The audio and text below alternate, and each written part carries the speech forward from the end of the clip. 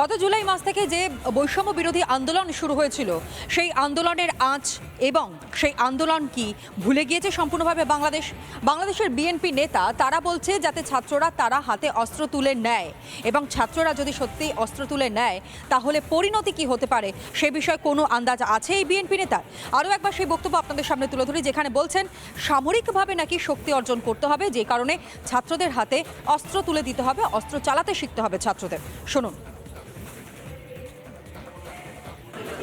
যুদ্ধ যদি তারা শুরু করে এই যুদ্ধ আবার তাদের দেশে গিয়েই শেষ হবে। আমরা প্রত্যেকটি বাংলাদেশি নাগরিককে সামরিক ট্রেনিং দিয়ে প্রস্তুত করব যুদ্ধের জন্য। প্রত্যেকটি ছাত্র যেন রাইফেল চালাতে জানে। যুদ্ধ করতে চাইছে কি তাহলে বাংলাদেশ, আর সেই বার্তাই কি বারংবার তুলে ধরছে এই বিএনপি জামাতিরা। বাংলাদেশের নাগরিকদের সামরিক প্রশিক্ষণের বার্তা প্রকাশ্যে দিতে দেখা গেল বিএনপি নেতা হাফিজ উদ্দিন আহমেদকে, যে বক্তব্য আপনাদের সামনে আমরা তুলে ধরলাম। যুদ্ধের জন্য প্রস্তুত হতে হবে বাংলাদেশবাসীকে, অর্থাৎ বাংলাদেশের নাগরিককে সচেতন করছেন, বাংলাদেশের নাগরিককে তারা প্রভোগ করছেন। তারা বলছেন ভারতের বিরুদ্ধে লড়াই করবার মানসিক প্রস্তুতি নিয়ে রাখতে, প্রত্যেক ছাত্রকে রাইফেল চালাতে জানতে হবে, অর্থাৎ ছাত্রদের হাতে যাতে অস্ত্র তুলে দেওয়া সম্ভব হয় সেই বার্তাও কিন্তু তুলে ধরছেন বিএনপি এই নেতা।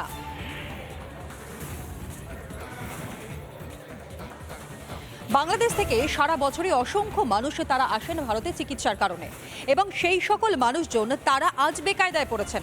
তার কারণ একদিকে জামাতিরা তারা পরিষ্কারভাবে বাংলাদেশ এবং ভারতের মধ্যে যাতে সুসম্পর্ক বজায় না থাকে সেই প্রচেষ্টা চালাচ্ছে, অন্যদিকে বাংলাদেশের নাগরিকরা তারা হাহাকার করছেন কারণ সেখানে ওষুধ পাওয়া যাচ্ছে না, জীবনদায়ী ওষুধ সেগুলো থেকে কার্যত ত্রাহি ত্রাহি রব পড়ে গিয়েছে মানুষের মধ্যে। নিত্য প্রয়োজনীয় জিনিসের পাশাপাশি হাহাকার করেছে ওষুধেরও। ওষুধ প্রস্তুতকারী সংস্থা তারাও কার্যত প্রতিবাদ করছেন, তারা পথে নামছেন। যুদ্ধের প্রস্তুতি একদিকে যেখানে বাংলাদেশ করছে সেখানেই কার্যত গৃহযুদ্ধ যে বাংলাদেশে বেঁধে গিয়েছে তার আজকে বিন্দুমাত্র টের পাচ্ছে না এই ইউনুসপন্থীরা, ইউনুস প্রশাসন এবং উপদেষ্টা মণ্ডলীতে যারা রয়েছেন তারা।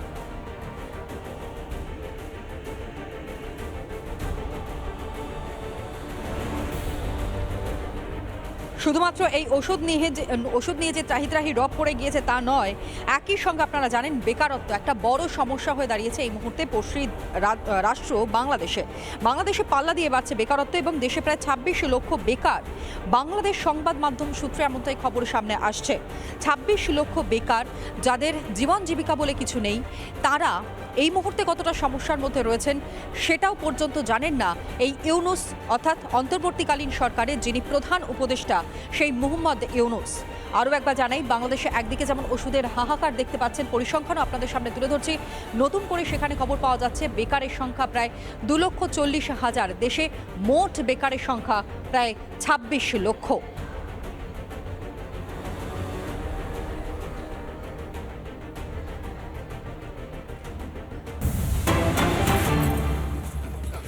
অশান্ত বাংলাদেশ থেকে অনুপ্রবেশ রুখতে এবার কড়া সিদ্ধান্ত হিমন্ত বিশ্ব শর্মার, অর্থাৎ অসমের মুখ্যমন্ত্রী তিনি যে ঘোষণা করেছেন সেই ঘোষণাই আপনাদের সামনে আমরা তুলে ধরছি। অর্থাৎ অনুপ্রবেশে যাতে কোনোভাবে না হয় এবং অনুপ্রবেশে যাতে রোকা যায় সেই কারণের জন্য এনআরসি, আধার কার্ড সংক্রান্ত বিষয় নিয়ে কী সিদ্ধান্ত জানালো অসম সরকার তুলে ধরছি আপনাদের সামনে। অশান্ত বাংলাদেশ থেকে অনুপ্রবেশ রুখতেই বড় সিদ্ধান্ত, যেখানে অসমে আধার কার্ড পেতে হলে এনআরসির আবেদন করা বাধ্যতামূলক বলে স্পষ্ট করে জানিয়ে দিয়েছেন সেই রাজ্যের মুখ্যমন্ত্রী হিমন্ত বিশ্ব শর্মা। শুধু অসমই নয়, দেশ জুড়ে এনআরসির মতো পরিচয়পত্র থাকার পক্ষে সওয়াল করেছেন তিনি। তবে এনআরসি বিরোধিতায় পুরনো অবস্থানই অনড় রয়েছে এখনো পর্যন্ত তৃণমূল কংগ্রেস, একই অবস্থান এই শরিক দল সিপিএম-এরও। मेरा तो लगता है कि देश में एनआरसी टाइप का डॉक्यूमेंट बनना चाहिए। कैसे बने कब बने अलग बात है, एक बार एनआरसी टाइप का डॉक्यूमेंट बन जाने से, जैसे कल हमने असम में निर्णय लिया कि असम में किसी को आधार कार्ड चाहिए तो उनका एनआरसी में नाम जरूरत होगा, अगर एनआरसी में नाम नहीं है तो आधार नहीं मिलेगा। तो कल हमने निर्णय लिया कि इसलिए असम में एनआरसी बना हुआ है। मैं चाहता हूं कि देश में एनआरसी हो, कोई आइडेंटिटी हो, ऐसा एक डॉक्यूमेंट बने जिससे कौन घुसपैठिया है और कौन भारतीय है इसका डिफरेंस हम लोग कर सकता हूं। ভারতের আদিবাসিন্দা যারা রয়েছেন তাদের এবং যারা বাইরে থেকে বিনা বাধায় ঢুকে যাচ্ছেন তাদের মধ্যে যাতে ফারাকটা বোঝা সম্ভব হয় সে কারণের জন্য এই সিদ্ধান্তের কথা জানিয়েছেন অসমের মুখ্যমন্ত্রী হিমন্ত বিশ্ব শর্মা। আর এই সিদ্ধান্তের প্রেক্ষিতে দাঁড়িয়ে বিজেপি নেতা দিলীপ ঘোষের বক্তব্য আপনাদের সামনে রাখি, শুনুন দিলীপ ঘোষ কি বলছেন। আসাম থেকে শুরু হয়েছে, ওখানকার মুখ্যমন্ত্রী বলছে আগে এনআরসির পেপার দেখাও তারপরে ভোটার কার্ড হবে। তো সেরকম সারা ভারতবর্ষে যদি আমরা শুরু করি, এখন 2-3 কোটি বাংলাদেশি আর রোহিঙ্গাকে আবার যে পুশব্যাক শুরু হয়, তখন ওদের দাঁড়াবার জায়গা থাকবে? আর ভেবে দেখুন। অন্যান্য রাজনৈতিক দলের নেতারা কি বলছেন শুনুন।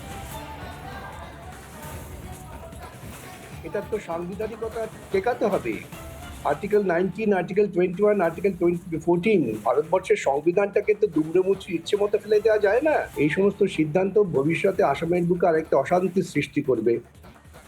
দেখুন, এনআরসি যে কত বড় ভয়ঙ্কর হতে পারে আসামে মানুষ সেটা প্রত্যক্ষভাবে উপলব্ধি করেছে। 19 লক্ষ বাঙালি হিন্দুর কি করুণ পরিণতি হয়েছিল সেটা আমরা দেখেছি।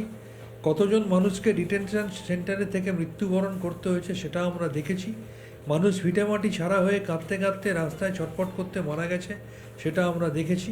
তাই আমরা এই সিএ বা এনআরসির সময় তৃণমূল কংগ্রেস তার মৌলিক জায়গা থেকে দাঁড়িয়ে তার বিরোধিতা করেছিল এবং আমাদের দলের স্ট্যান্ড আজও একই আছে।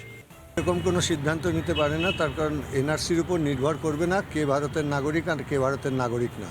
এই নিয়ে সুপ্রিম কোর্টের নির্দিষ্ট গাইডলাইন আছে, ফলে এটা একেবারেই দেশের আইন বিরুদ্ধ কাজ।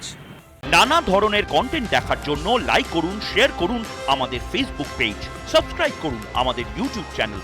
পাশাপাশি অন্যান্য ব্রেকিং নিউজের জন্য অবশ্যই চোখ রাখুন রিপাবলিক বাংলায়।